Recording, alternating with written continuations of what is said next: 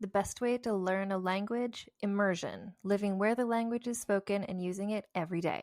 But if that's not in the cards for you this year, you can still learn a language the second best way, and that's with Babbel. Be a better you in 2024 with Babbel, the science-backed language learning app that actually works. Don't pay hundreds of dollars for private tutors or waste hours on apps that don't really help you speak the language. Babbel's quick 10-minute lessons are handcrafted by over 200 language experts to help you start speaking a new language in as little as 3 weeks. Babbel's designed by real people for real conversations. Babbel's tips and tools are approachable, accessible, rooted in real-life situations, and delivered with conversation-based teaching so you're ready to practice what you've learned in the real world. For instance, I've been using Babbel's convenient courses to help me learn basic conversational skills in German while I'm getting ready for a little trip I'm planning. It's not a language I'd ever studied before, but I find the lessons really easy and kind of like hand-holding me through learning a completely new language to me. And it's reassuring to know that with the help of Babbel, I'll be able to greet people, order food, and ask for directions without having to consult language apps while I'm in Deutschland. I'm still learning. Studies from Yale, Michigan State University, and others continue to prove Babbel is better. One study found that using Babbel for 15 hours is equivalent to a full semester at college. Babbel has over 16 million subscriptions sold. Plus, all of Babbel's 14 award-winning language courses are backed by their 20-day money-back guarantee. Here's a special limited-time deal for our listeners. Right now, get up to 60% off your Babbel subscription, but only for our listeners at babbel.com/vulgar. Get up to 60% off at babbel.com/vulgar, spelled BABBEL.com/vulgar. Rules and restrictions may apply. Hello, I'm Allison Larkin, writer, comedian, narrator, and host of the Jane Austen podcast. Join me as we embark on a journey through Austen's timeless stories, starting with Pride and Prejudice. The Jane Austen podcast with Allison Larkin is available wherever you listen to podcasts.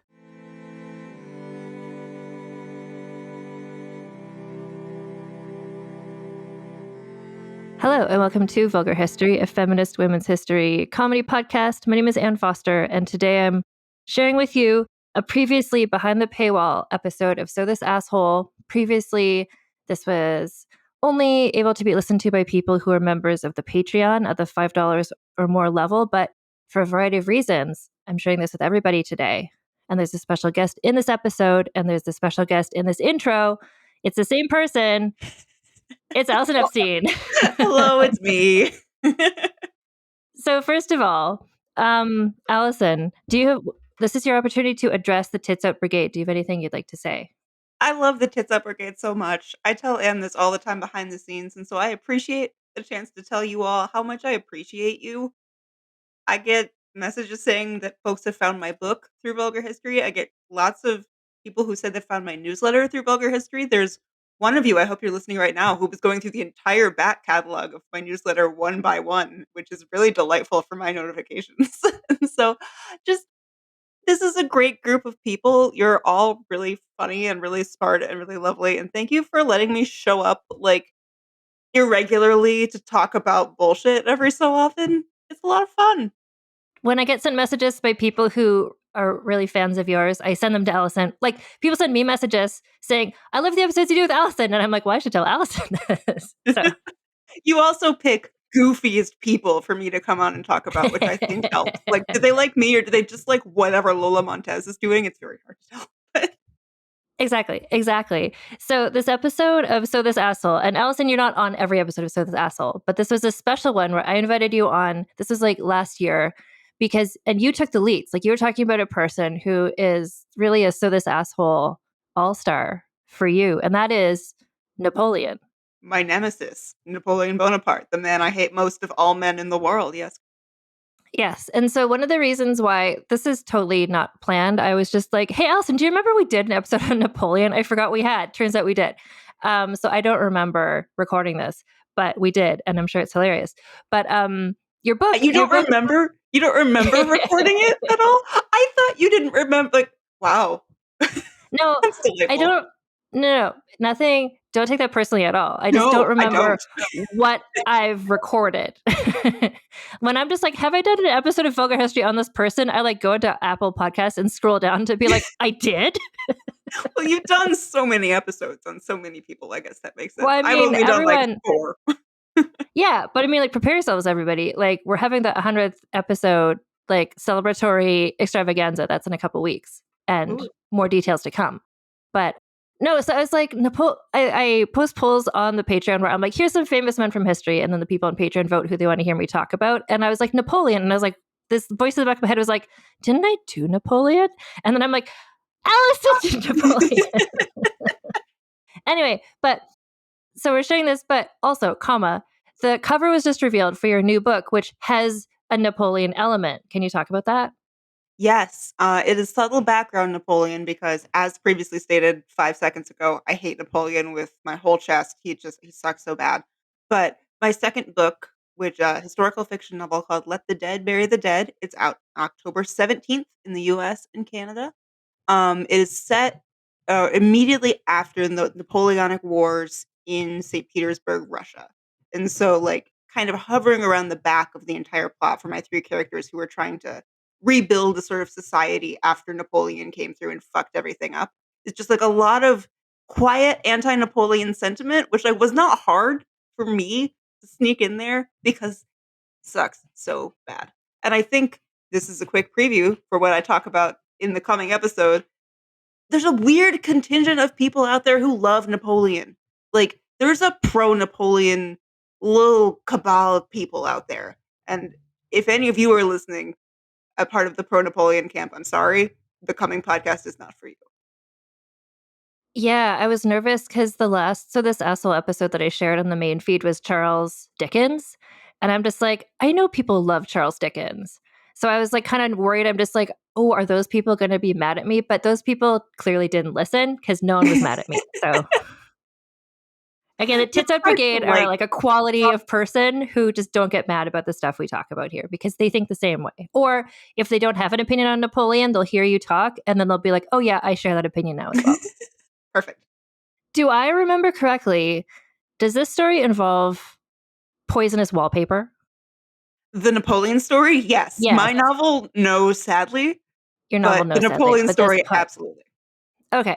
So this is our little intro. Please enjoy this episode of So This Asshole, Napoleon, led by Allison Epstein.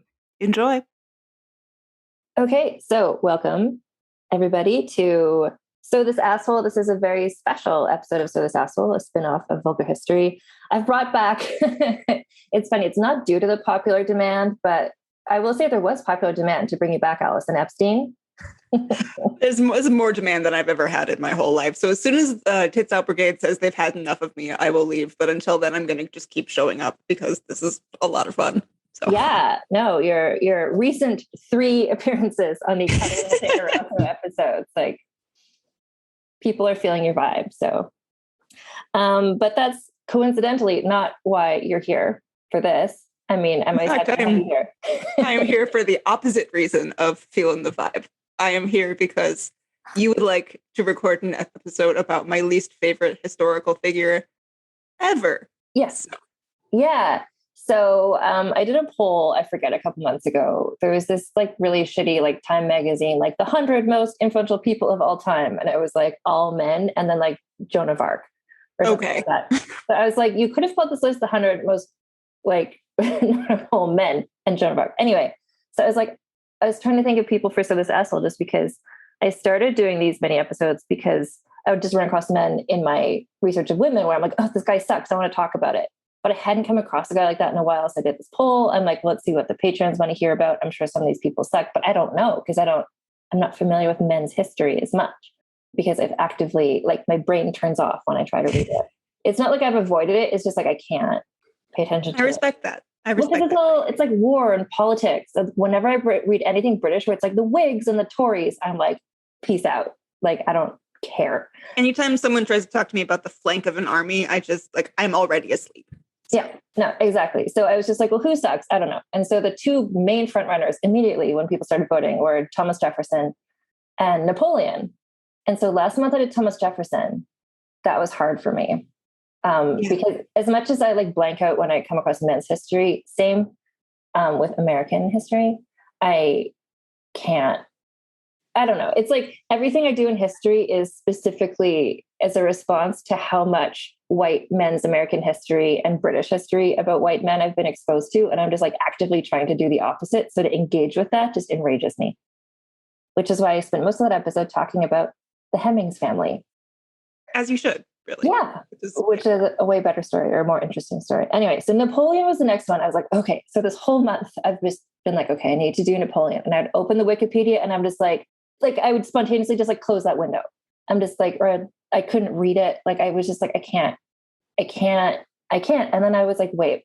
So first I thought, so Allison, you have your newsletter, Dirtbags Through the Ages. Yes. And I was like, I'm pretty sure Allison did a newsletter about this. I was like, if I read Allison's newsletter, that's how I will learn about Napoleon. And then in reading that, I realized like, oh, Allison has feelings about Napoleon. Oh, she does. Well, and then plus I was like, wait, Allison has done research on Napoleon. So if I bring Allison on the podcast, I won't have to research Napoleon.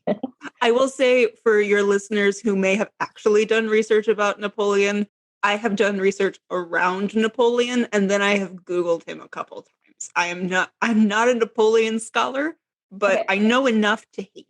No, and that's what So This Essel is about. And that's part of why it's on Patreon and not on the main feed, because like the rigorousness of the historical research is not there. But honestly, it doesn't need to be there because you can Google Napoleon or Thomas Jefferson and there's so much stuff there versus where I'm just like, oh, let's learn about like Rani Didda. Like, oh, really? There's one source and it's in Sanskrit? Great. Like the information about these men is there. So there's so much. And people are so passionate about their Napoleon facts. And I don't understand why he is so beloved by like a weird part of the historian community that I like keep coming into contact with. There are like Napoleon fans out there. It reminds me of, not to get too much into current events, Elon Musk.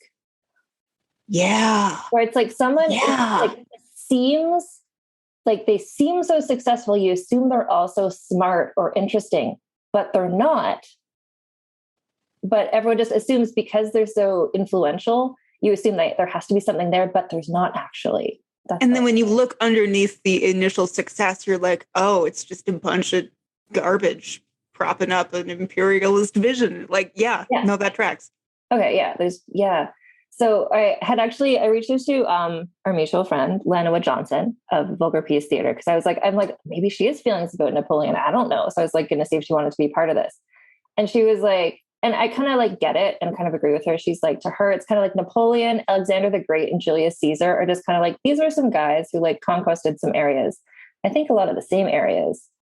And they just kind of blend together as just like some guys who just like did some conquering. And it's like, yeah. She is where I am with Napoleon, which is just kind of like, he just, sure. Like I've heard this name. Although I do have to preface this because this is going to come up, I think, a few times. My main knowledge of Napoleon is from the 1994 musical Napoleon, a new musical. Yeah, which I did not know was a musical until approximately 2 calendar days ago when you told me that there was. Of course you didn't, because it was like only ever played in Canada. So it was a Canadian created musical. Well, no, I think there was a London cast recording. I looked it up. I'm like, what's up with Napoleon the musical these days? And there's been a couple of attempts to revive it, but kind of like no one cares, which I feel like you would appreciate. I do.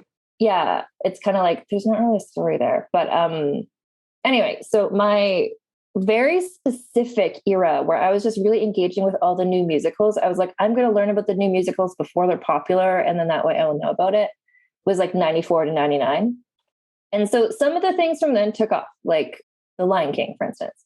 Sure. But most of them did not. But I got the cast recordings, like living in Halifax, not seeing the shows, but buying the cast recordings, like learning the history, because there's like often. So Napoleon, the musical, I was like, oh, have you heard this? Because I know you like musicals. You have a totally different era from my like weirdly specific vision. You had not heard of it, and no one has, of course. But then I was like, I wonder if there's a cast recording. I wonder if it's on Spotify. I'm just like, do. So I was listening to the songs this week. I'm just like, oh, these slap. Like, there's good songs in the musical. Is it on Spotify? No. Okay. Maybe it's on YouTube. I don't know. It is on Apple Music. That's where I got it. There's like a album of like 4 of the songs that are like the only good songs. Anyway, so Napoleon's big Act 1 ballad, Sweet Victory Divine, is like, no, it's awful. It's like he's, like the songs that are like church songs, or like in Sister Act where they take like a song that's about I love this man, but you make it be like, but the man is God, sort of thing. Yeah. You mean like the early 2000s Christian emo bands that are like, I'm so mad about this girl I'm in love with, except the girl I'm in love with is Jesus. Yeah. So it's like that, except that he's singing about victory as a woman, and how much he craves and wants this woman who is victory. It's all like, she takes me into her arms and whatever. And then in my head, it keeps mashing up with that song from the Hunchback of Notre Dame Disney animated film, The Hellfire, the one that they both have this sort of like angry chorus of French people singing in Latin behind them. Like they're both like weirdly and inappropriately sexy. Yeah.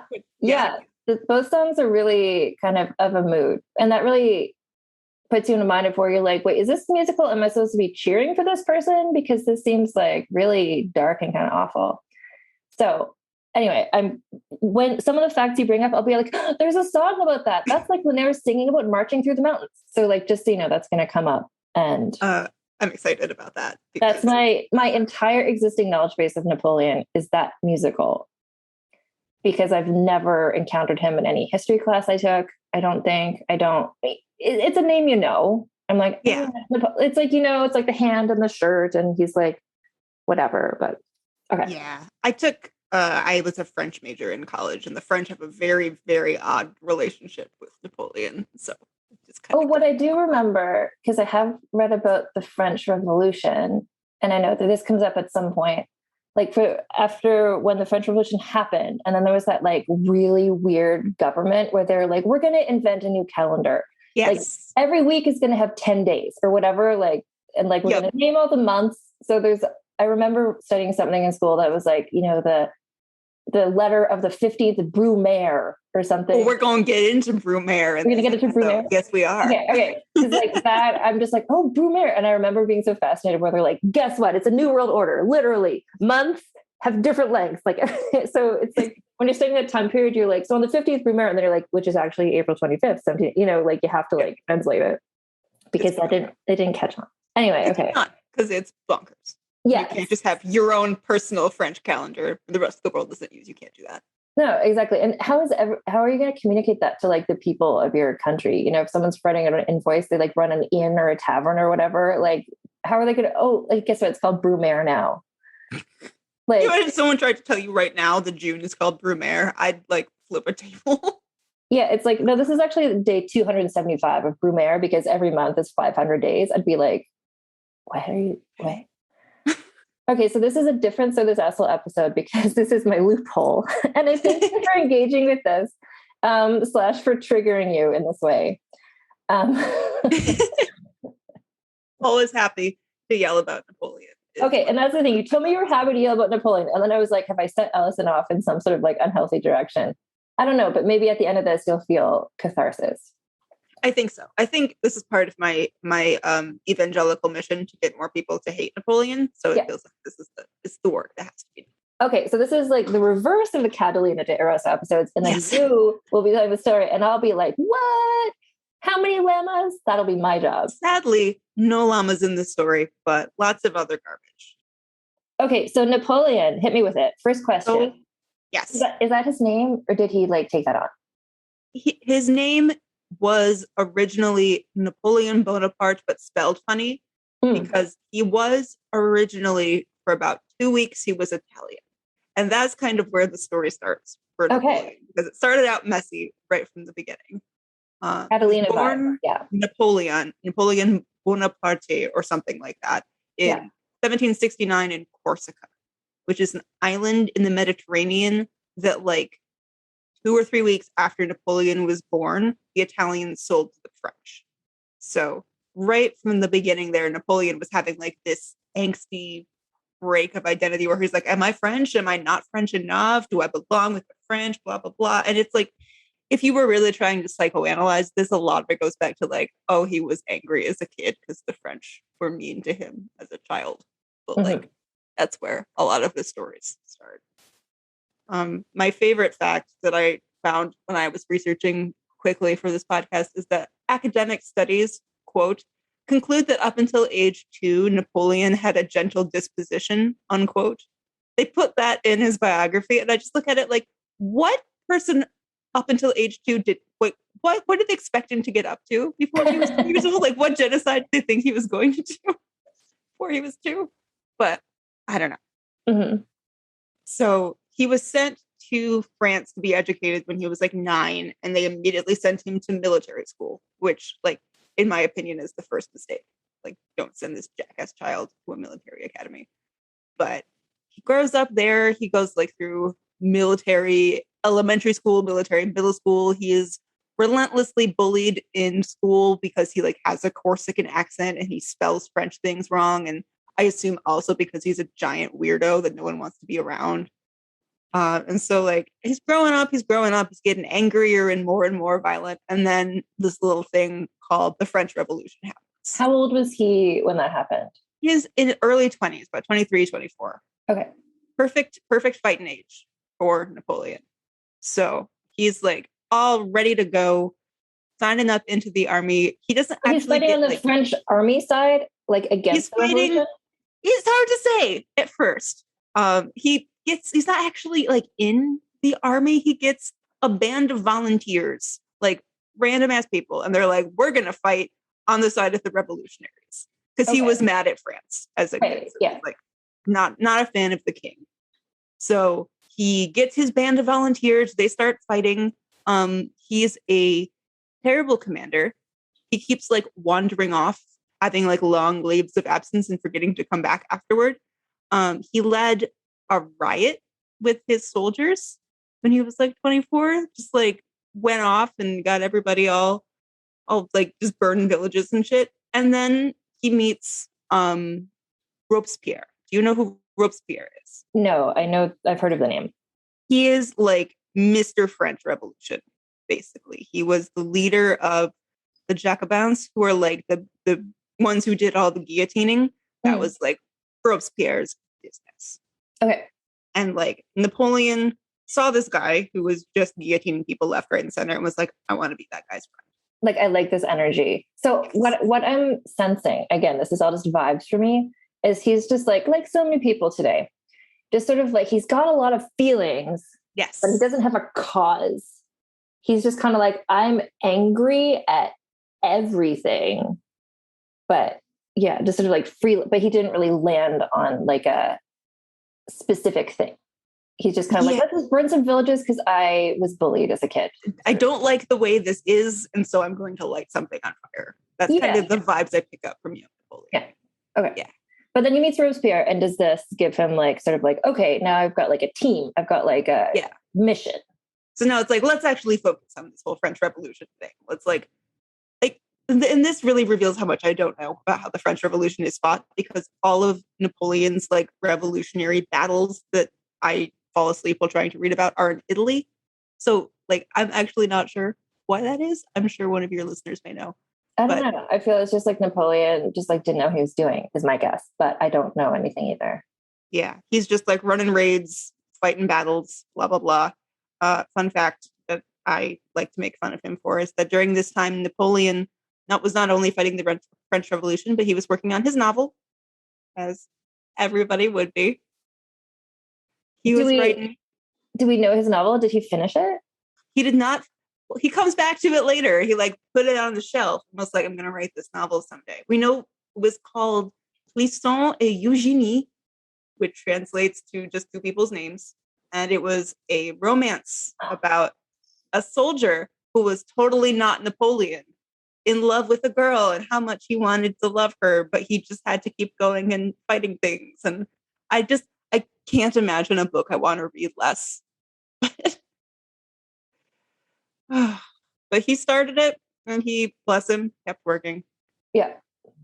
And then the French Revolution kind of went on well enough. He was successful enough in fighting the French Revolution that he became pretty famous. Mm-hmm. In I think 1795, he like stopped a rebellion that was people who had been supporting the French king were trying to like overthrow the revolutionary government and bring the king back. And he was like, no, we're not doing that. And that made him this big revolutionary hero. And that's kind of where he got the political popularity to do all of the crap that he did next. So like, I know you're going to get to this next, which is like his development, I presume, as a political leader. But like, so the French Revolution, there's Robespierre. Is Robespierre like the leader of the French Revolution? He's dead like now. People. Okay, so there's like not like a face. There was a series of faces. The way that the French Revolution worked is that someone would kind of rise to power and be the face of the revolution, and then that person would get turned on by their friends, and that person would get guillotined, and they get replaced by their friends, who would then get guillotined by the people who replaced them. So it's kind of like a revolving door situation. Okay. But there's sort of like, I would say, an opening for someone who could be like a strong leader to this. Yeah, there's definitely not. It's not like a American Revolution George Washington scenario where someone comes out of the French Revolution like, I can lead this country. France is coming out of this revolution like, oh, everything's on fire. Yeah. What do we do? Okay. Yeah. So on a brief break from military shit, and I mention this only because it pisses me off, is that this is when Napoleon met his first wife, Josephine de Beauharnais. She was a widow, 6 years older than him with 2 kids, and she was too good for him. And I just want that in the record. Sorry, so in the musical. Yes. The love story is a big part of the musical. I'm sure it is. It's a musical. So I don't remember, like all French people, she had 12 names or whatever. Yeah. So he meets her and the song, she's like, my name is Marie Joseph, Debede, Nemene, Josephine, Nemene, Nemene. And he's like, Josephine, I think that suits you better, Josephine. And then he like starts calling her Josephine.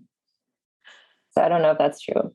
I don't think that's true, but it is absolutely true to like what Napoleon would have done. He's like, okay, of your 12 names, here's the one I choose to call you by. And she's like, oh, that's not the one I go by. He's like, that suits you. Yeah. So wait, so she's a widow with children. She was older, right? Mm-hmm. Yeah.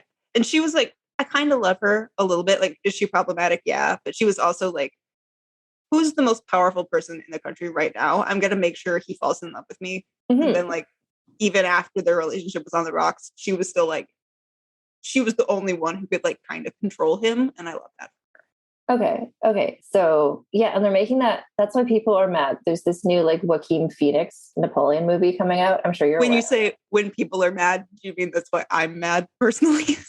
I don't know. I feel like I see people on Twitter are mad, but that might just be you. But no, that Jodie Comer was cast as Josephine and she's actively, 15 years younger. Yeah. Than Joaquin Phoenix. And I think a key part of this dynamic, and that part of what is, dare I say, interesting is that she was older. He didn't like fall in love with some sort of like 14-year-old. He was like, well, here's like a woman who like is interesting and like lived a life and like has a personality. And who had like good, like high society connections. Like she was more part of that like old society than he was. He was just a nobody from Corsica. And she's like, ooh, I want some of that. Like she was the interesting one in my book. Okay, so he meets her at this point. So he's like this influential, or not influential, but like well-known military guy. He's not yet like the leader of everything. Not yet. Okay. Yeah. So he's getting more famous. He's getting more famous, and then like the new French government that's replacing the monarchy is like, let's send this soldier guy out to do some battles, or I don't know if it's because they were like, he's a great commander and we'll have him fight all of our battles. Maybe it's because he's a little bit too powerful and we don't want him around the seat of government right now. I don't know. But for a couple of years, he was doing a bunch of military things that I don't care about in Italy, in Egypt, in Syria, in Palestine. He's kind of just like bopping around, fighting wars. This is like the first Egyptian campaign that I'm supposed to care about, but I don't. Here's what I know about the Egyptian campaign. Does he go back to Egypt later? No, I don't think this is the one. This is okay. So what's his name who wrote The Count of Monte Cristo? Alexandre Dumas. Yes. Hair. His dad was this like 6'7", like gorgeous military person. And so he was like a black man. And there's a book about him, which I mean to read, but I haven't read yet, but I've read about it. Anyway, So his dad was on this campaign, and when he like got to Egypt first, and the people in Egypt were like, "Oh, whoa, like you're taking us over, and that sucks." But like clearly, like you're this like really impressive person, and like, okay, I guess we'll like submit to your control. And he's like, great. And then he's like, but I'm not actually in charge. Like this guy is. And then Napoleon comes in. They're all like, we don't like him. And then Napoleon was so mad that this guy was like so much more beloved than him that he like sent him to jail or something. Again, there's a book about this. And then that's why like the Count of Monte Cristo was sort of inspired by his father being wrongfully sent to jail and then coming back for revenge, was because Napoleon just didn't like that this guy was like more handsome, charismatic, and tall than him. So that's the thing I know about Napoleon. I love that a lot. And I love it even more knowing that like Napoleon's time in Egypt was like, he did a really, really bad job of trying to take over Egypt after he was in charge. He lost fully 25% of his army died. And the ones that didn't die mostly got plague and like didn't make it back. Like it was just real disaster from start to finish. So they should have just let Dumas lead them because he was better looking and probably better at things. Yeah, it sounds like he was like very capable and good at stuff. Okay, so he went off and did these things, Egypt and other places. And then even though that didn't go well, somehow so who is doing his public relations? Like, why is he so popular if he's not good at being a military leader? He is very good at it in this next step. He's still kind of like learning what he's doing. He started out rough. Okay. But right about now, like the French government, it's called the Directorate. It's like also not great. Like because of what we were talking about with there being no leader of the French Revolution, it's just like a bunch of white guys sitting in powdered wigs being like, how the hell do we run this country? Let's rename the months. Yes. That's our priority. Like we're gonna rename the months, but like we also don't really know how to do anything else. So maybe we'll just make a pretty calendar and no one will notice that they don't have any bread. So that's kind of the situation. And so Napoleon, coming back from his like shitty trip to Egypt, comes back to this. Like, oh no, everything is on fire. So his decision is, I'm gonna give you one guess. What does Napoleon decide to do when he looks at this government and it's on fire? I'm gonna guess he wants to take it over. Yes, of course he does. He stages a coup. It's called the coup of the 18th of Brumaire. So we've got that month in there just for fun. Yeah. And that's when Napoleon overthrows the government and names himself the first ever emperor of France. So who are his allies in this? Like you can't do a coup with one person. So is it like the military? The military is on his side. I'm not really sure why. He's got some political friends because he like avoided that royalist plot a few years ago. So he's like a medium successful politician and he's got the army. And mostly people are just tired of the Directorate being shitty.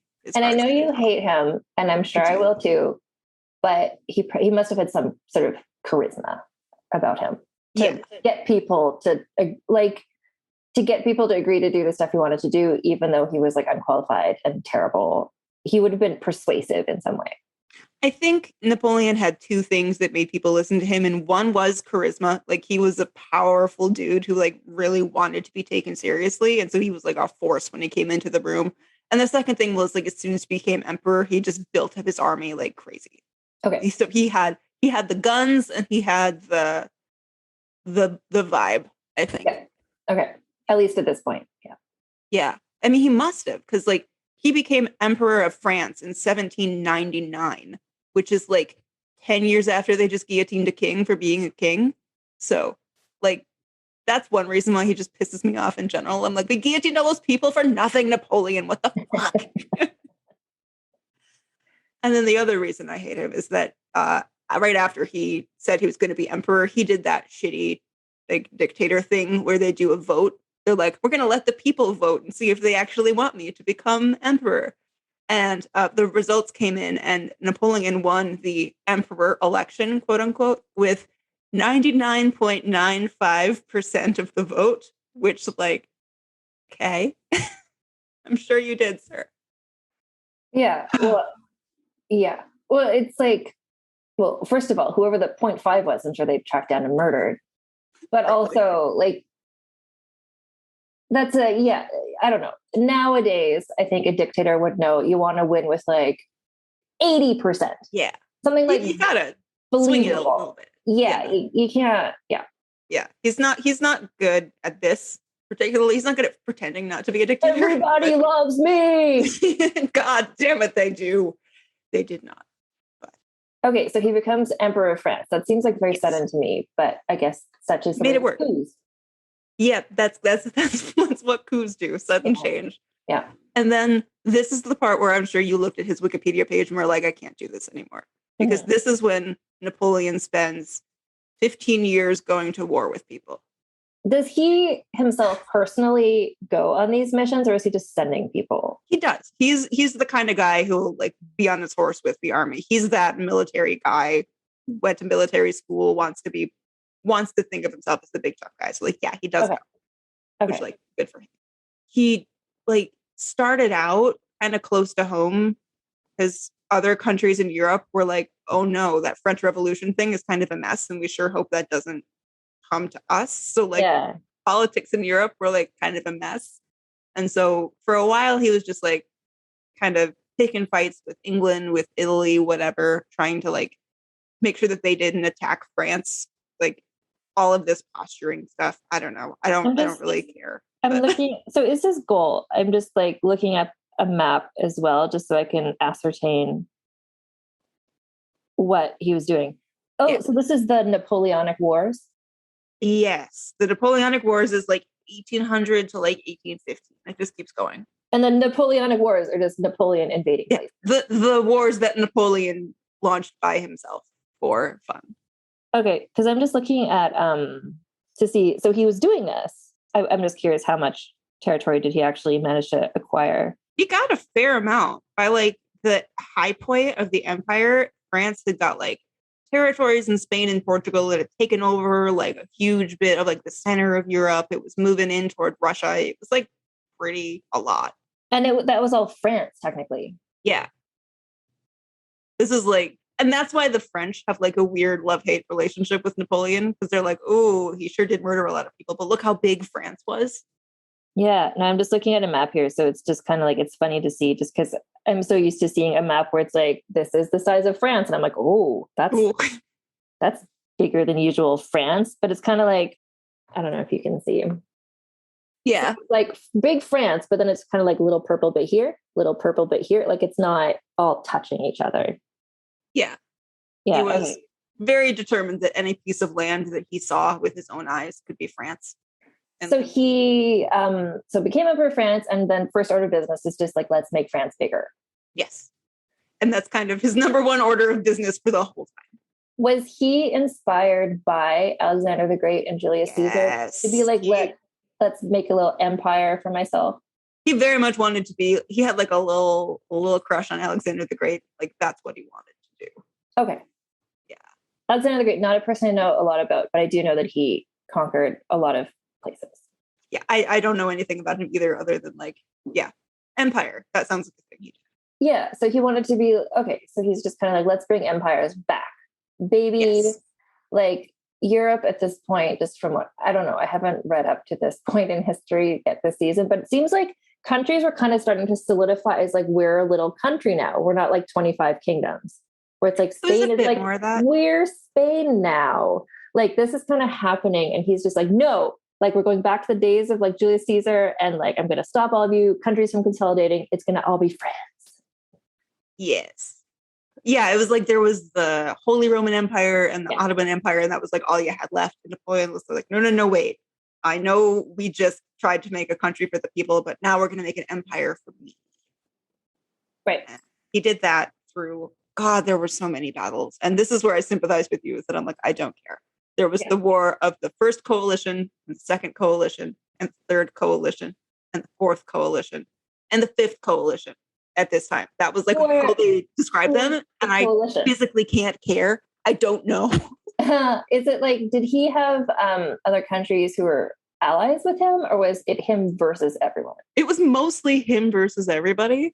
Like other countries would come together to be like, do you want to fight together against Napoleon? But no one was like, yeah, sure, hope Napoleon takes over more of Europe. That would be good for us. Well, I guess it's sort of like in the other wars that I've been reading about. What am I reading about right now? Like Sweden.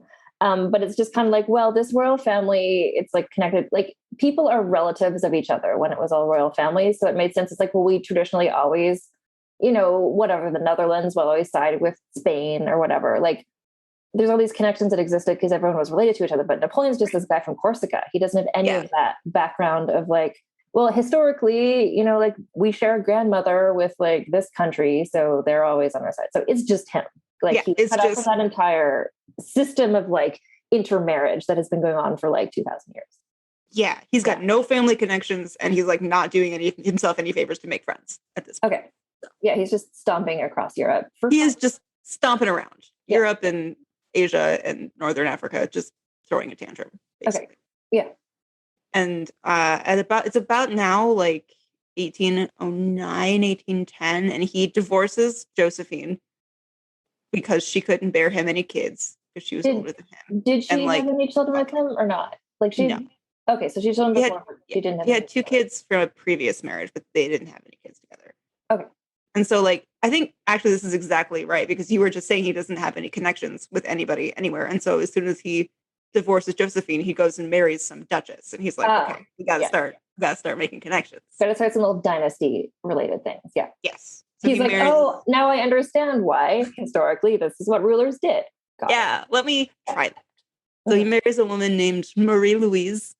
I think she was the duchess in Italy, which was like still a bunch of city-states at the time. So I think she was in Parma, and they did have kids. I think they had. Because there's like, I just was reading something, I forget, and it was like Napoleon the Third or something. Yeah. So it's like a little. Are you surprised that Napoleon named his kid Napoleon? No one is surprised. No. Yeah.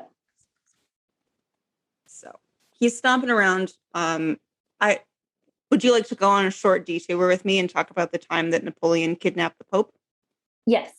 Yes. I love the existence of like, I still haven't, like hasn't come out yet, but this is like Catalina de Erauso and now this, and then the next story I'm doing, like and even in Jenga, there's been like a Pope per episode. It's a new trend and I'm excited about it. Okay. Episode. I love it. Yeah. And it's all different popes. I'm like, is this the same Pope who did this? I'm like, damn it, it's a different Pope. Okay. But I bet this Pope, anyway, okay. So he kidnapped the Pope? Technically twice. Wait, was Napoleon Catholic? Yes. Right?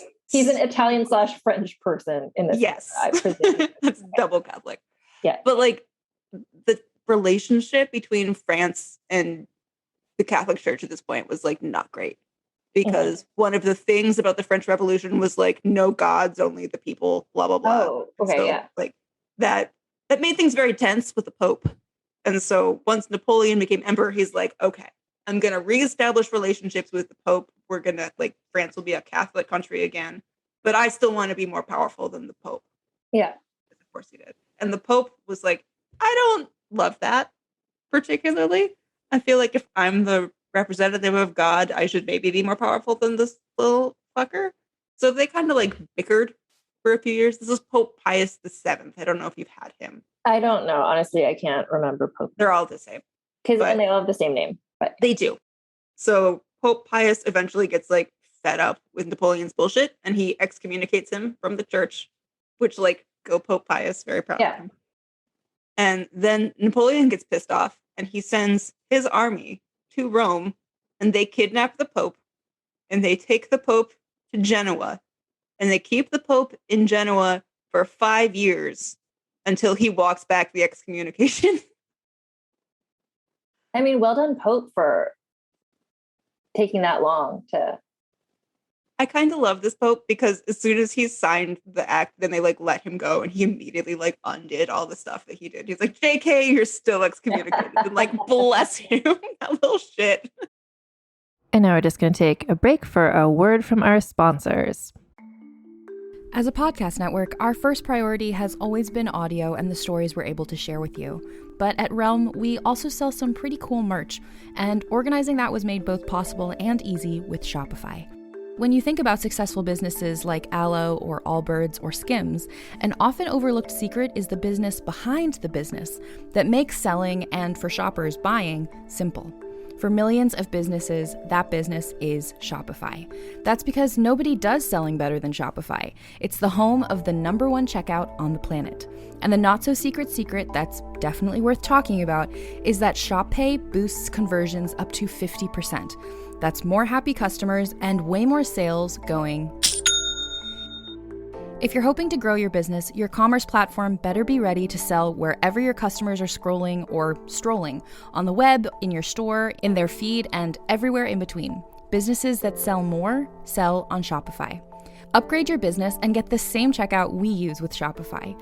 Sign up for your $1 per month trial period at shopify.com/realm, all lowercase. Go to shopify.com/realm to upgrade your selling today. Shopify.com/realm.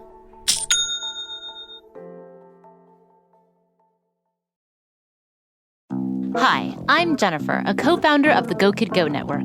At Go Kid Go, putting kids first is at the heart of every show that we produce. That's why we're so excited to introduce a brand new show to our network called The Search for the Silver Lining, a fantasy adventure series about a spirited young girl named Isla who time travels to the mythical land of Camelot. During her journey, Isla meets new friends, including King Arthur and his Knights of the Round Table, and learns valuable life lessons with every quest, sword fight, and dragon ride. Positive and uplifting stories remind us all about the importance of kindness, friendship, honesty, and positivity. Join me and an all-star cast of actors including Liam Neeson, Emily Blunt, Kristen Bell, Chris Hemsworth, among many others, in welcoming the Search for the Silver Lining podcast to the Go Kid Go network by listening today. Look for The Search for the Silver Lining on Spotify, Apple, or wherever you get your podcasts. People often look at me with confusion when I ask them what their only one in the room story is. They think it has to be like mine, where I went to a 600-person event and discovered that I was the only Black person there. I know.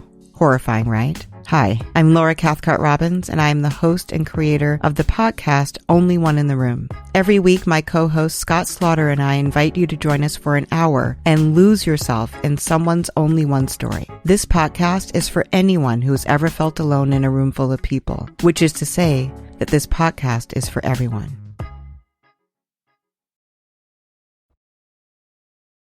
And we're back. I miss the days when the popes were petty. Like, we don't get that anymore. We don't get Pope drama. And that's one of my favorite things. His was coming up. And not this next. Anyway, there's going to be all of the Pope drama in the next story. I've been learning, well, not learning, but I've been reading a lot about popes dealing with drama. And it's fun to think about. Outstanding. So, honestly, the way I'm going through the story is just cherry picking the parts of the Napoleonic Wars that are interesting to me because they are they go on forever. And they are exactly. And that's why you're here. You've gone through this and you found the interesting parts. Like I couldn't even bear to read any of it. So the next thing that I found interesting is the Haitian Revolution, which who is the big granddaddy example of why Napoleon is a piece of shit. So let's get into it. So Haiti, Guadeloupe, and a couple of other islands in the Caribbean were French colonies at this time. And back in 1794, which is 10, 12 years before we're talking about right now, France had gotten rid of slavery in the colonies. It said, nope, if you're a French colony, slavery is illegal. We're not going to do it anymore. Mm-hmm. And so in 1802, Napoleon, like the dick he is, was like, nah, let's bring back slavery. Let's make that happen again. You know what? I miss slavery. Mm-hmm. And the best part of this story is that the Black Caribbean population in Haiti was like, absolutely the fuck not. We will not be having that happen here. So under the revolutionary leader named Toussaint Louverture, they led an entire revolution where they basically kicked Napoleon's ass for a year and a half. And they won. And it just makes me happy every time that Napoleon got his ass handed to him by Black rebels in Haiti. Yes. And so Haiti became an independent nation, and Napoleon lost in the Caribbean so bad that he pulled France out of the Americas completely. Wait, is this the Louisiana Purchase? This is the Louisiana Purchase. It's because he got his ass kicked in Haiti, and he's like, I'm leaving. Thomas Jefferson can have this fucking land. I don't care. Little connection to the last So This Asshole episode. I glossed over that real hard. But yeah. And they don't, they really go on and on about the Louisiana Purchase in like American elementary schools. They're like, this was this great deal that America did to be wonderful. And they never mentioned that it's because like Napoleon got beat by the Black Haitian army, which I wish they did, because then I would have cared a little. I'm going to make some assumptions here, which is that the Black Haitian army, who had comprised largely people who had been enslaved until recently, probably didn't all go to military school for 15 years. Probably not. That sounds fair. So Napoleon's like book learning of like military strategy, like I like that he was beat by people who didn't, like people who like figured it out themselves. Like what they teach you in military school is like, how do you direct an army of 75,000 people across a giant open field with a bunch of horses? They're not going to teach you like, how do you fight on a tiny island against 3,000 people who hate you? That is a different fight. Yeah. Well, and it's sort of like, I don't know, like, I feel like the war stuff that Napoleon learned is like, oh, let's do the like blah, blah, blah maneuver, know? And then the people you're fighting against know that maneuver and they're like, let's counter it with this thing. But if you're fighting against people who don't know what those maneuvers are, like, of course they could win because they don't know like the rules. No one's, you're pulling one page out of the playbook after the other. And these people are like, I don't care about your fucking playbook. Let's dance, Napoleon. And I love that. That's beautiful. I love that. I love hearing about people who defeat Napoleon. So do I. Yeah. So the next person who defeated Napoleon was the concept of Russia. And so let's get into Napoleonic Russia. So like after things went to shit in the Caribbean, he focused on fighting in Europe again, like with all of the old maneuvers and the ways that you fight a whole battle. He then decided it would be a cool time to invade Russia for the second time. He did it once and like it didn't go great, so he quit. But now he's coming back for a second time. And he's marching all over this. This is like, I'm pretty sure this is a song from the musical because it's about, does winter have a... Yes, it does. Yeah, there's a whole thing where it's like the men are marching. It's very much kind of like that song in Mulan where they're like, anyway, just different soldiers. They're all like, 5 days of marching. There's not a part of me that doesn't ache. Anyway, and then eventually the song slows down. They're like, 12 days of marching. It's just going worse and worse for them. I feel like this was a Russia. Yeah. Okay. It was a bad time. He's like, let's invade Russia, in winter. Let's invade Russia. He makes it to Moscow in like September or October, which is like a bad time to be in Moscow if you're going to be there for a little while. Yeah. And what I love is that the people of Moscow were like, oh, Napoleon's coming. He could probably take over the city with his giant army. So what we're going to do instead is light the entire city of Moscow on fire so he can't have it. And they just burned the city basically to the ground. And so now Napoleon is standing alone in Russia with winter coming and there's no city. And he's like, well, shit, I can't take over this country. It's too big. They just lit the city I was going to live in for the winter on fire. What the fuck am I supposed to do? So he turns around and tries to go home and everyone freezes to death on the way because he's a piece of shit who did that. Yeah. Well, and also this is sort of like him not thinking that the people of Moscow had free will. Yes. He's just like, I'm going to go there and I'll take over, like with an assumption that there will be buildings that I can then live in. Not thinking like, what? But that wasn't in page 35. Like how people might react when you take over their city playbook. Yeah. Exactly. So people just like choosing chaos. Yes. Seems to be that just mystifies him. He does not understand. But I know the rules. And that's not even in a footnote. Okay. No one cares about your rules, Napoleon. But he doesn't freeze. He does not. He escapes in a sled and makes it home. Oh my God. Like vibes of the like ski revolution. I think about that revolution every day, and it's my favorite one. Yeah. A snow-based escape. Okay, so he escapes. I feel like there's like one fur coat among the army, and it was the one that he was wearing. Probably. Yeah. That sounds right. Yeah. Also, I forgot to mention this earlier, but I love what Napoleon named his army. It's called the Grande Armée, which translates, as you know, in French to big army, which I really love for him because he's very creative and poetic. The Grande I'm sure Armée. It means his novel was great. That's like me jokingly turning an English word into French. It's like, what did he call his army? I don't know, like the Grand Armée. Actually, yes. Why yes, I'm back. So he makes it back. Like He makes it back with the Petite Armée. The Petite Armée. And like the Russians are kind of just like chasing him back. Like, you fucker, don't stop until you get to Paris. And so like, it's all very humiliating for him. And I love it. And then basically once he makes it to Paris, the Tsar at this time is just like, hey, by the way, we don't have anything at all against France as a country. We just really hate Napoleon personally. Mm-hmm. So if you could just get rid of Napoleon, the army that I brought with me to Paris will not fight you. We will just go back home. Please just depose Napoleon. And France said, yeah, that sounds like a good plan. So they just said, no, okay, we don't really want to go to war with Russia. We've seen that's bad. Let's exile Napoleon somewhere away from France. And this is exile number 1. Yes. I remember from your newsletter, you had a picture of like how close the exile place was from the actual mainland, which is like not far enough. They sent him to the island of Elba, which is 6 miles away from Italy.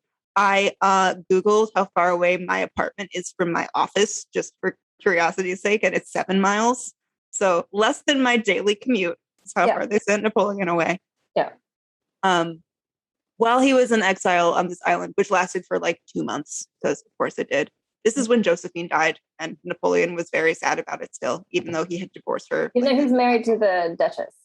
Yeah, I don't think he ever particularly cared about her. He was still pining over Josephine. And like sources say that he like locked himself in his bedroom for 2 days and refused to come out after Josephine died. And I'm like, well, you could have not divorced her. That might have been a nice thing for you. But the Duchess, that's where his like, I mean, we're going to get to this, but like the fact that I know there was later on a person called like Napoleon II, like he had a son who inherited things.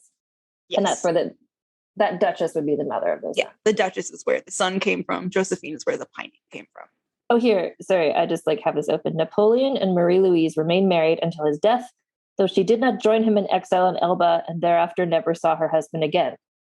Which, good for her. I was going to say, good for her. That's what you want. She's like, absolutely not. I don't want to go to this shitty island with you. I don't even like you. They had one child, Napoleon Francis Joseph Charles, known from birth as the King of Rome. Which I'm sure Pope loved. I'm sure the Pope was like, that's cool. He became Napoleon II in 1814 and reigned for only 2 weeks before he died of tuberculosis. Whoop. With no children. Well, then who came after him? I'm just curious. Because I swear I've seen Napoleon III. They could have had 2 sons. Someone else could have just named their son Napoleon. You know? Let me see. So he was succeeded by Napoleon III, who was the first president. Oh, he was a nephew of Napoleon. Nephew. Okay. Yeah. Okay. So Napoleon did establish his new like king-like dynasty of hereditary rulers, not to be mistaken for the previous French kings. I mean, it lasted like 1.5 generations until they were like, nah, we're not doing this anymore. Yeah. Yes. Napoleon III was the last monarch to rule over France. Yes. Okay. Didn't end well for anybody. So Napoleon is in exile as far away as you are right now from your office. He was like, hey, guess what? I'm back. He just like grabs a boat and comes back. Yep. He comes back and he says, hey, I'd like to be emperor again. Yeah. And the people in the army who were fans of him said, yeah, okay, I guess. And so he declares himself emperor for a second time. Mm-hmm.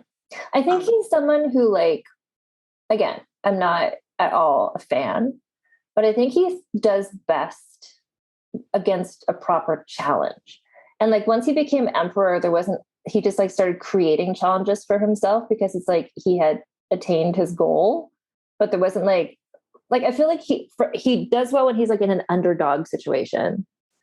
But when he's more powerful, he's just like, well, what do I do now? I don't know. Yeah. So I could see him coming back from this being like with a second wind of like, yeah, I'm Napoleon. And now like have actually like an actual thing I can do. I mean, it wasn't a very long second wind, to be fair. They call his second emperorship the 100 days because it lasted for 100 days. Okay. So he came back, took over as emperor and what happened on day 101? It all fell apart when like Okay. He made it back, was emperor again, and as soon as he was emperor again, he went to war against both England and Prussia because, of course, he did. Okay, here's the thing. Bad idea. Like, you want to be emperor again and just kind of like sit with that for a while before you start like actively invading. Oh, Waterloo. Yeah. I've heard of that. That's what that From is. the ABBA song. From the ABBA song. Yep. Napoleon did surrender. Yeah. So everyone who knows the ABBA song knows that like Waterloo was where he fucked up and like got defeated by the British. And then he came home and he's like, oh shit, I just lost my army. Everyone's mad at me. I have no power. I probably shouldn't have tried to challenge the entire British army right now. Fuck. Wait, so is Waterloo in England? I don't actually know where it is. It was against the British. Okay. It sounds like an English name. I'm just curious. I don't think he went to England. In his like previous era, he had tried to attack England before. They had like skirmishes before, but this is like the big one where the British are all like, remember the Battle of Waterloo, blah, blah, blah. Yeah. That's their like George Washington moment, I think. Like, yes. But this is, there's something else he said. Oh, like the Louisiana Purchase. The British are like, yeah, we did this great thing. It's like, well, actually Napoleon was like not at his strongest and like was like, you won, but like how hard was it? Yeah. Waterloo. Oh, sorry. In the United Kingdom of the Netherlands, now in Belgium. Okay. So I guess I just picked a country. Sure. Let's meet halfway between our countries and then live right in this third place. Okay. I love it. Yeah. Okay, so he got his ass kicked and then he was forced to abdicate again for a second time. Wait, this was the 7th coalition. There's so many coalitions and I don't know how to keep them straight. There's so many fucking coalitions. I just want to tell you this because so the French army of Napoleon was defeated by, so the British-led coalition consisting of units, just in terms of like how many people hated Napoleon. I just want to list you who was fighting against him. So units from the United Kingdom, the Netherlands, Hanover, Brunswick, and Nassau under the command of the Duke of Wellington. And then the other group was a larger Prussian army. So just kind of like all the countries he'd ever invaded teamed up to be like, what if we're like a super team? And then I love that they sent someone from Nassau, which is in the Caribbean. They're just like, would you like another chance to kick Napoleon? We still hate him. Please let us go. That's so great. Oh, this battle is contemporaneously known as La Belle Alliance. Ooh. In Prussia, they called it the Beautiful Alliance. That beautiful day when we made Napoleon eat shit. Such a good day. So he tried to, so he faced off against these people and he lost, but he didn't die himself there. He didn't die. They made him abdicate and he tried to run away, but they captured him and sent him to exile for a further away. Much further away. The second exile was in St. Helena, which is 1,200 miles away from the coast of Angola in Western Africa. So, like, considerably farther than the first time. Harder for him to get back. Are you going to get into the wallpaper? Yes. Okay. So if you're not, I was just going to quickly Google the wallpaper because Lana is really the green poison wallpaper. I have considered doing an episode of Vulgar History and at the end I can score green dye. And delicious. It kills so many people. The green dye. Yeah. And okay, good. So you're going to get to that because that's another detail I just remembered that I know. Okay. That's pretty much the end of the story is that Napoleon dies in St. Helena a handful of years later. He doesn't really do anything in St. Helena except for complain and like work on his novel a little bit. I was going to say, this is a great opportunity for him to like finish that novel. He does. He brings it back out. He never finishes it, which good because otherwise people would have read it and I would have to know things about it. But like, ugh. And he does like sources say that he like really fucking hated the wallpaper in that house. Like irrespective of it killing him, he just thought it was ugly as shit. So that makes me happy. So it was arsenic wallpaper. Yes. We're not sure exactly how Napoleon died. He died in 1821 and like, I love a mysterious death. So I love a mysterious death, my favorite kind. Yeah. Yes. I like when he dies and I get to give options. That's always fun. Okay. So the least exciting option is stomach cancer. Like, okay. More exciting option is someone he was exiled with like a group of French people. Like a staff or whatever. Yeah, like his his court in exile, whatever. Yeah. And there's a rumor that one of those people was like slowly feeding him little bits of poison day by day, like small enough doses that he wouldn't notice, but that would like kill him over a long period of time. And Love I it. love a stealthy poison. I love a stealthy poison too. Yes. I love It's so someone with a plan that like slowly unfurls. Yeah. Yes. I mean, you've got nothing but time. So Yeah. like stretch it out as long as you can. Well, and I mean, surely there's a lot of people in France who hated him for lots of very understandable reasons. If I had been able to sneak away to exile with him and poison him over 7 years, I would have done it. Yeah. Absolutely. Yeah. And the most exciting option, which is the one we've been talking about, is maybe died from being near wallpaper that had arsenic in it in the room where he was laying in his sickbed, which is my favorite because why would you not want someone to die from wallpaper? That's great. Yeah. So that's the famous, the green dye. It was like bright, bright green. That was like really trendy at the time. This is me vaguely remembering what I read about it. So it was like, what did they do? Something had just happened with lights, indoor lighting. And so people wanted things that would like really catch the light. And then this bright green dye. So like women had it on dresses, you put it on wallpaper because it just like really caught the light in this beautiful way because of the arsenic or the poison. Yes. Required to create this color. Yeah. So people were just like catching poison from their clothes and dying at this point. Is this the same thing where the Mad Hatter idea came from? Was that also arsenic or was that something else? I'm not sure, but that was, I'm going to look that up too. But here, just a sec. I'm looking at this article that's talking about, it's an article called Was Napoleon Poisoned? I hope so. But here's what they say here. So Napoleon himself fueled suspicion, writing in his will 3 weeks before his death at age 51, quote, "I die before my time, murdered by the English oligarchy and its assassin." Like, okay, bruh. He didn't say brackets, wallpaper. And it's assassination by wallpaper. It's deadly wallpaper. Okay, chief among the theories for his death is arsenic poisoning because of the remarkable condition of his body when it was exhumed in 1840 for reburial in Paris. Because it is toxic to microorganisms, arsenic slows down the decomposition of human tissue, a phenomenon described as arsenic mummification. Subsequent 20th century tests of preserved locks of his hair tested positive for arsenic. So it's like, but he could have also had stomach cancer. It could have been a lot of things. Could have been wallpaper combo with stomach cancer, combo with British assassin. Who's to say? A sample of the wallpaper was secured by a visitor to the site in 1820s and tucked into a family scrapbook. Like, hey, I visited Napoleon's exile and I managed to steal this wallpaper. Anyway, so then it was tested. The wallpaper was found to contain arsenic. It was in a hot and damp room. The wallpaper would give off arsenic vapors enough to account for what was found in his hair, though perhaps not enough to kill him. But it's like, I don't know, he just had chronic exposure, potentially due to habits involving food and therapeutics. Arsenic was also, so the wallpaper itself, like the color was based on arsenic, but you hung wallpaper at that point using arsenic-laced paste. Jesus Christ. A double whammy that perhaps lends new meaning to Oscar Wilde's rumored deathbed joke, either the wallpaper goes or I do. You love a good wallpaper pun. I like a mysterious death. I like that it's a non-dignified, potentially, death.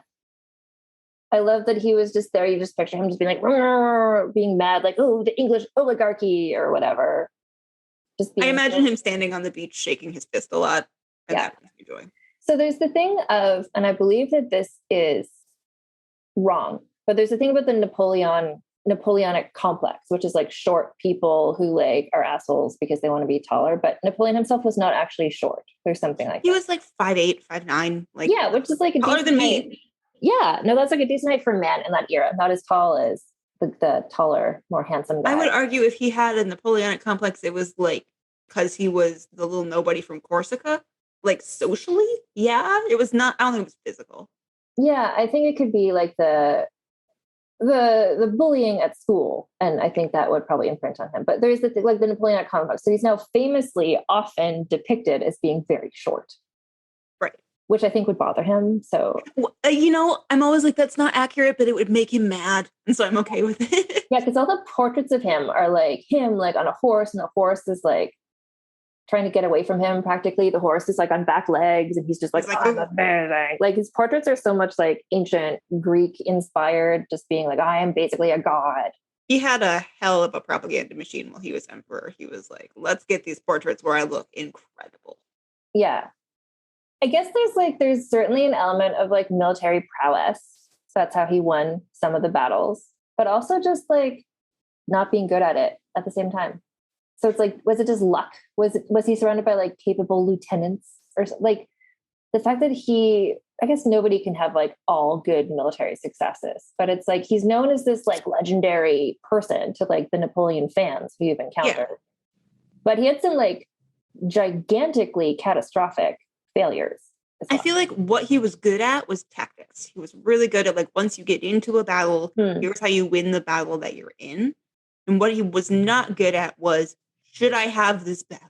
Yeah, literally pick your battles. Like, maybe don't do that right now. It's not a good time. He was not good at that. Yeah, and then also not good at battling against people who hadn't read that same book of plays.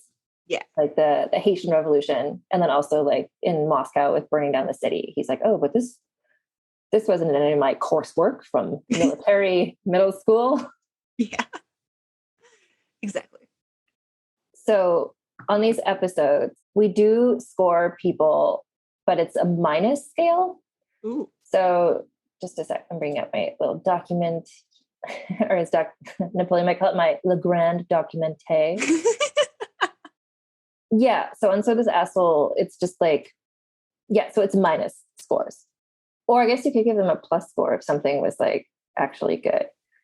So like, okay, so for instance, scandaliciousness. What did he do? Well, I would say anyone who like does a coup, that's like pretty scandalicious. Yeah. He did technically do 2 coups. He made himself emperor twice. Was the second one the vote? Or was the second one when he came back from Elba and was like, no, suck it, I'm emperor again? No, and then kidnapping the Pope, I feel, is also pretty scandalicious. Yes.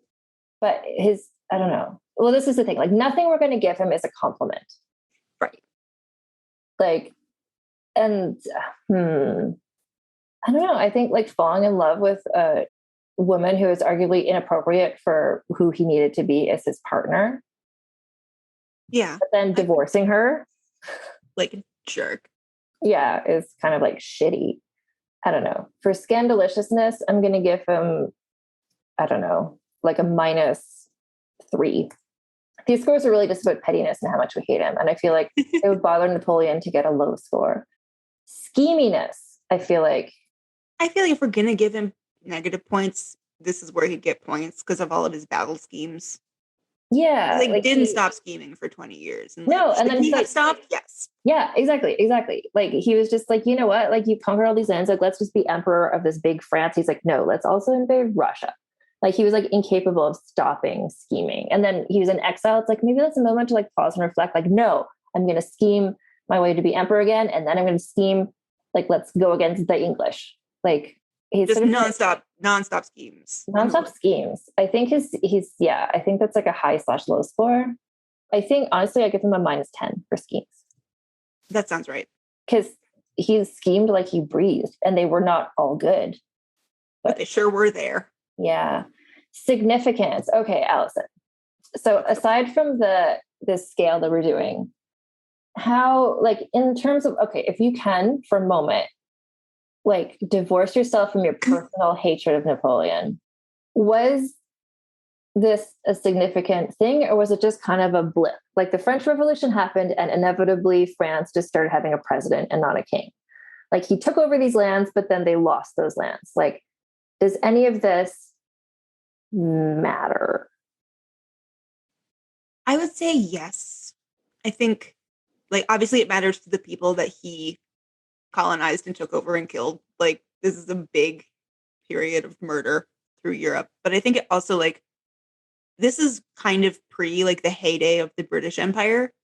Like, this is France's last gasp at it. But I do feel like Napoleon Napoleonic France and like Victorian England are kind of like one's learning from the other one Mm. in a way.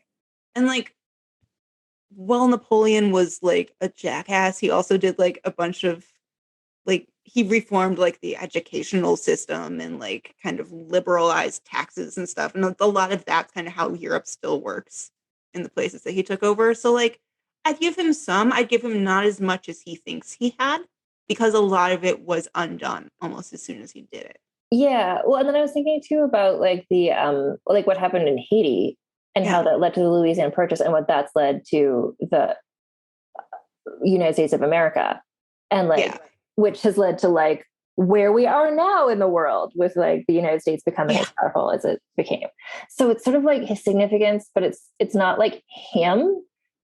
But I mean, not that it's not significant, but it's not, I think he would be like, Napoleon did this, this, and this. And then like the new king there is like Napoleon the 17th and like everything's great. But it's sort of like the trickle down effect. I think he set a lot of stuff in motion. That, like, but he didn't really, specifically, But again, these are minus points, they're not positive points. So I could give him a -10 for significance as well, I think.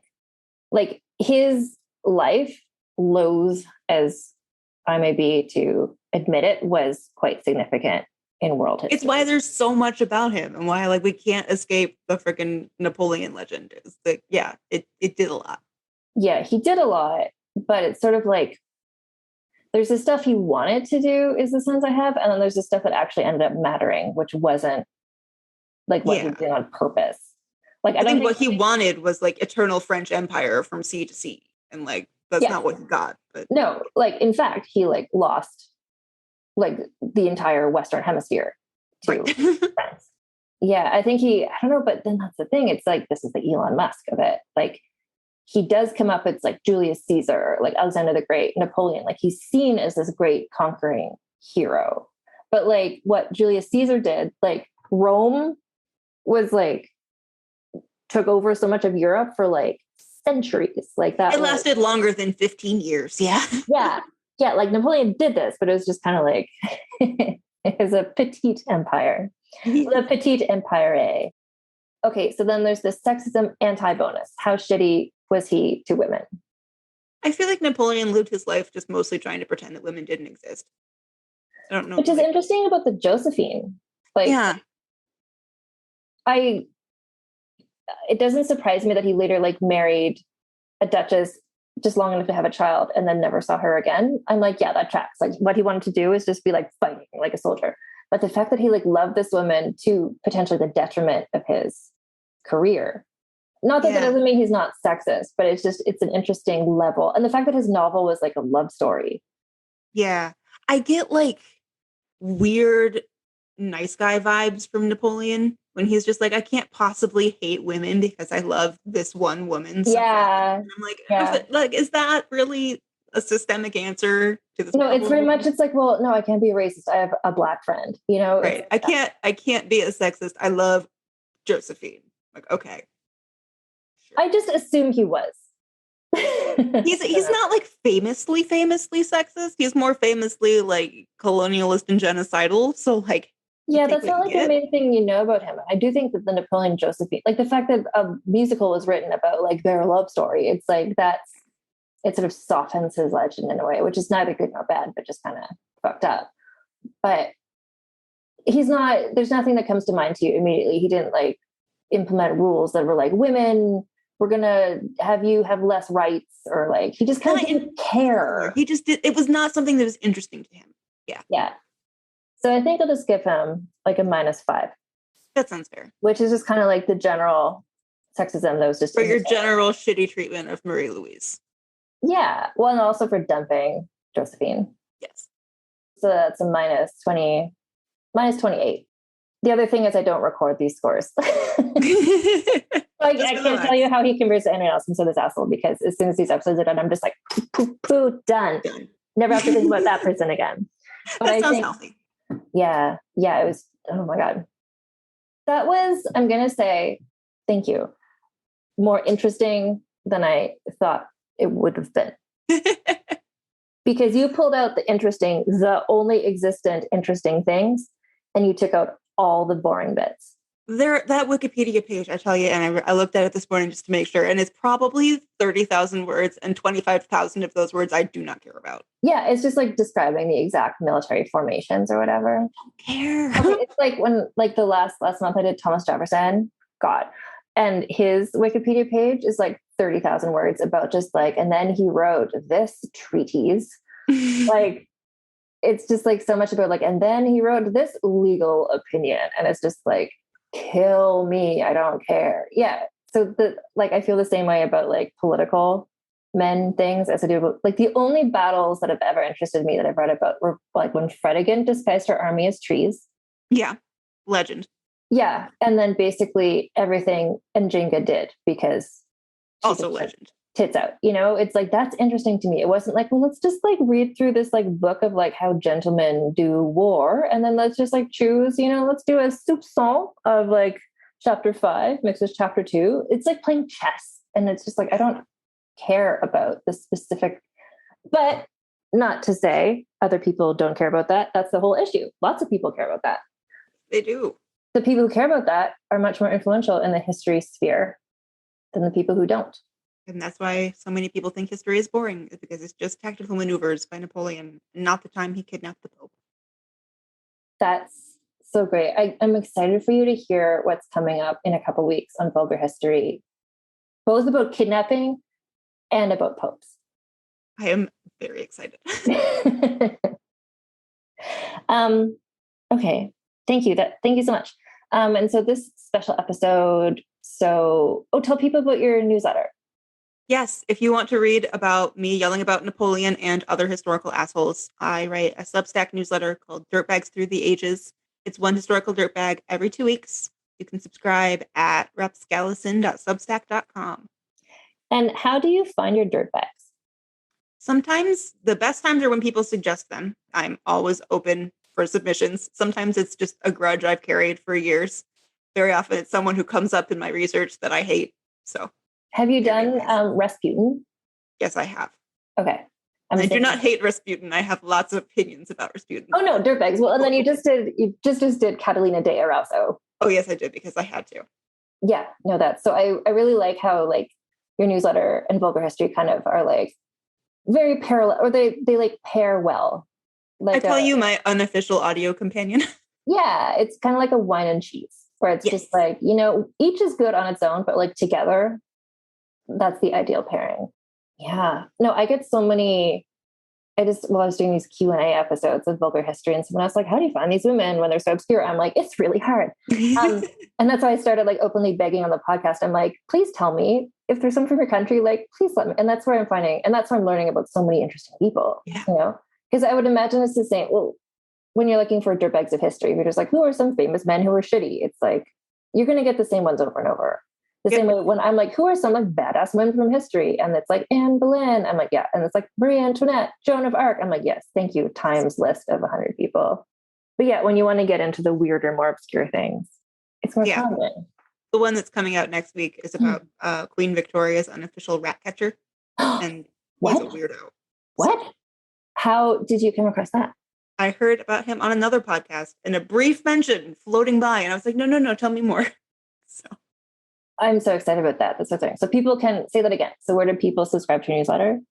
It is at rapscallison.substack.com, or you can just Google Dirtbags Through the Ages and it should pop up for you. Yeah. And I'll put a link to that in the little description-y thing here on Patreon as well. So thank you. Thank you, Patreons, for being my Patreons. And thank you, Allison, for saving me from having to do incredibly boring research. Anytime. So I hope you enjoyed that episode of So This Asshole about Napoleon. Just really a chance for Allison Epstein to just really vent all of your feelings.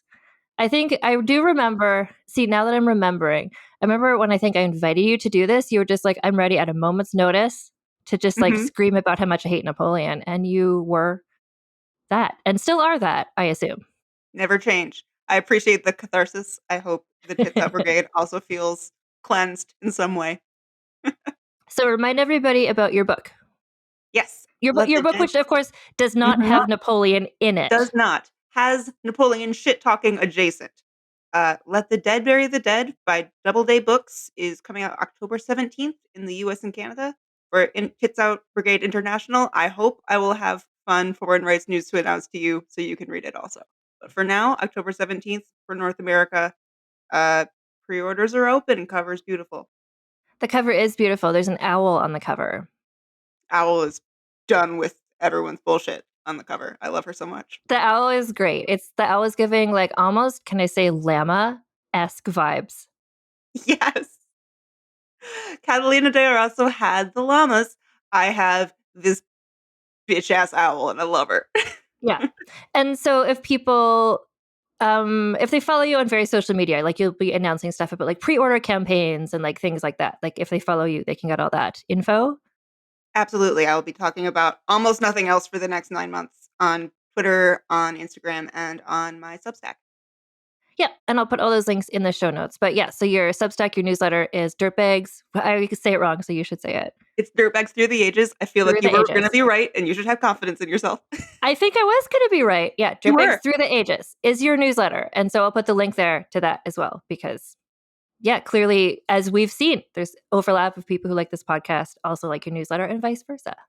I refer to it as the companion newsletter to this podcast. So if you want more, head on over. We'd love to have you. That's all there. And if I'll just say my things I always say, which is if you're listening to this podcast for the first time, or if you just like reminders of things, you can follow Vulgar History on Instagram at Vulgar History Pod. Again, don't look up Instagram Vulgar History. That is some sort of erotic account that is not run by me. Or do, if that's a thing you're interested in. You know what? Or do. But like, you're not going to find stuff about this podcast on that account. And then also, I am vaguely on TikTok at Vulgar History. Here's what I'm going to say. I posted some TikToks and some people who were not listeners said some mean things. So I was like, do I want to be on TikTok? I don't know. So I'm going to be on TikTok, but please say nice comments to my things and drown out the weird, mean men who are like, she says like too much, which we've been over this. You say an appropriate amount of times. And that's how I talk. So if you don't like how I talk, then just like scroll past my TikTok. Don't watch it. And then say like, oh, what's the state of schooling nowadays or whatever? Like, I don't know. This like showed up for some people who it should not have showed up for. Anyway, I'm on TikTok at Vulgar History. And you can join the Patreon to hear more episodes like this one, where I talk about gross men from history. Go to patreon.com/AnnFosterWriter. And then if you join at the $1 a month, you get early ad-free episodes of Vulgar History. And if you join at $5 or more a month, then you get the So This Asshole episodes and also Vulgar Peace Theater, which is where I, Allison, and our colleague Lana Wood Johnson talk about costume dramas. Most recently, Tombstone. Oh, I have lots of thoughts on Tombstone for the Patreons. Just come ease for you. I mean, behind the scenes, Allison and I are about to record that. So in about 35 seconds, we're going to record that episode, and I can already tell you it will be a time. It'll be a time. But yeah, so you can, patreon.com/AnnFosterWriter. Anyway, thank you all for listening. Thank you all for supporting Allison. You should all pre-order her book. Or you just look at the cover and admire the owl, who is just like a shady ass owl who's just like seen some shit, and I'm excited about it. Thank you for joining me, Allison. Thank you for having me. Vulgar History is hosted, written, and researched by Ann Foster and edited by Christina Lumagi.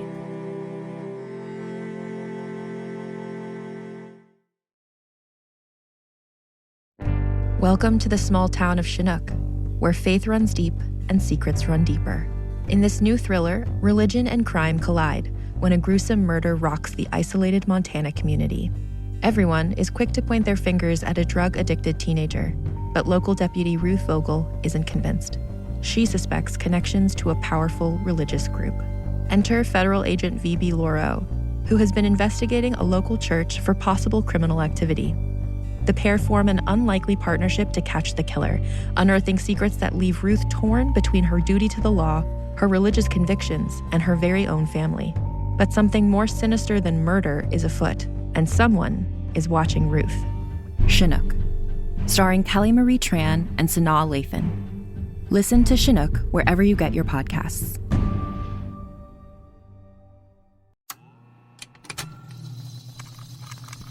Contained herein are the heresies of Radolf Buntwine, erstwhile monk turned traveling medical investigator.